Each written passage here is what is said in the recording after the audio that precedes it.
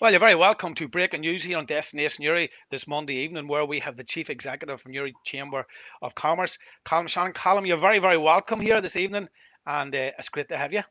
Hi, Damien. Delighted to be on.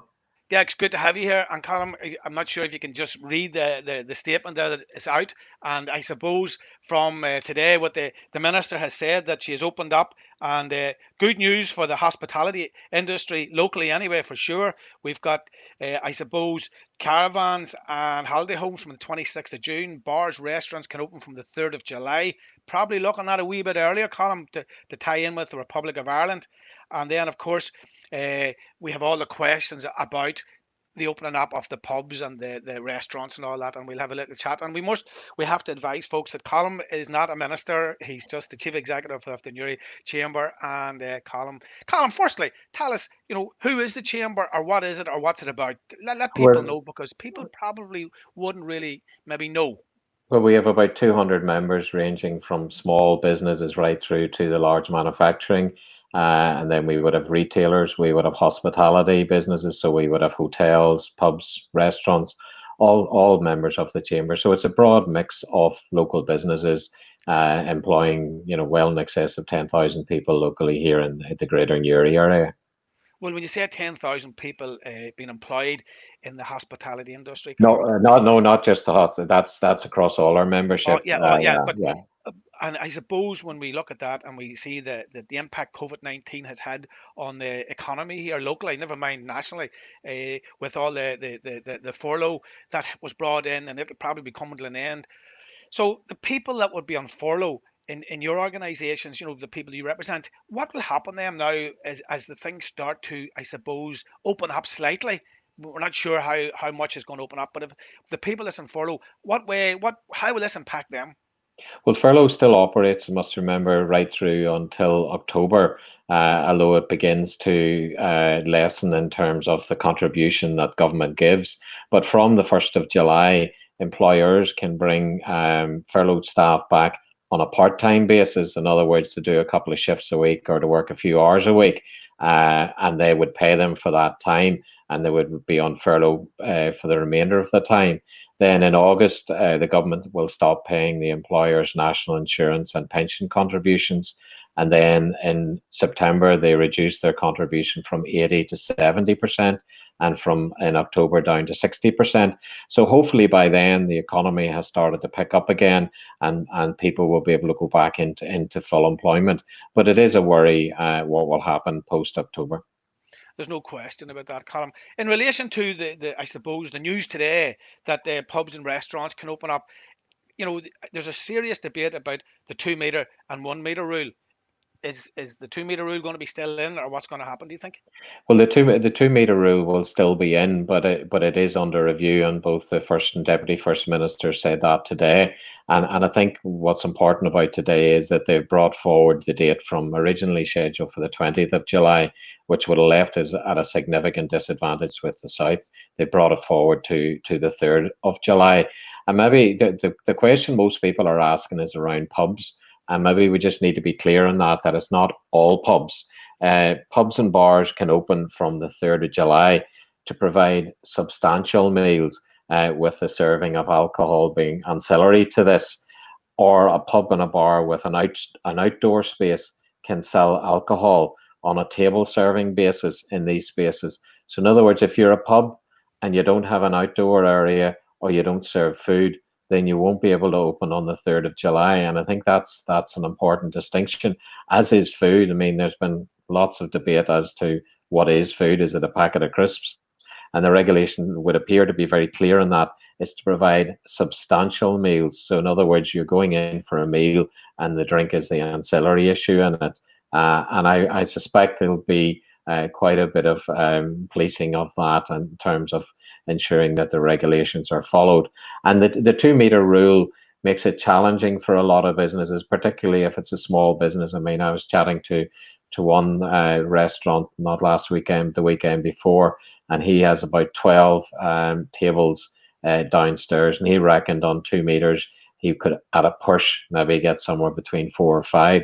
So for a lot of businesses, it may not be sustainable or viable to actually open on 2 meters. And we would hope that maybe as the summer progresses and the public health circumstances allow, that we can come down to 1 metre and make it viable for businesses to open. Well, Colin, in relation to substantial food, and I know you see the way probably the legislation is written, and I'm not sure how it could be challenged in law. But if I was really smart and I owned a bar, I said, well, okay, a substantive meal to me could mean I'm making a toasty for somebody. So could it? But you know what I'm saying here? Yeah, yeah. Could a toasty be able to bypass the legislation? Because I know from looking around and about the police going out and people sort of being together and then them not being together and getting fines and all that. This could be possibly maybe a way to get around. I don't know. You know, if I mean, if I was sitting and I had a business and I want to get my business open, would I try that? Well, probably I might. You know. Well, it'll not really be down to the police to police this Well, aspect I of don't it, mean, but, but when I but say police, if I'm allowed to mix my metaphors, I don't think a toasty would be in the spirit of the regulations, and wouldn't, in my eyes, be a substantial meal. And I think most business people, given the circumstances that we are operating in, and it's about the protection of public health as well, will want to abide by the law. And we saw that last week with retail when there was some confusion over what shops could open. You know, did you have access to the high street? This was before the decision to allow all shops to open, and the retailers abided by the law. They were keen to open, and they waited until Friday when they were allowed to do so. So I think most business people will follow that. They'll need to. We need to get guidance, obviously, in terms of what is substantial, but. Certainly, if I was going out for a meal out and somebody gave me a toasty, I wouldn't be too happy. well, it could be a substantial post toasty. Do you know what I mean? But Well, and it could have chips and all with it, yeah, yeah, and side yeah, salad, and then it becomes a meal. yeah. Well, here's the other question, Colin. In relation to the economic impact that this had on the area, how significant was it from the start of say March, early March until now? Well, I suppose we carried out a couple of surveys over that period of time, and one of the big issues that businesses were highlighting with us, it was cash flow. I mean, cash basically just dried up. So businesses had no money coming in.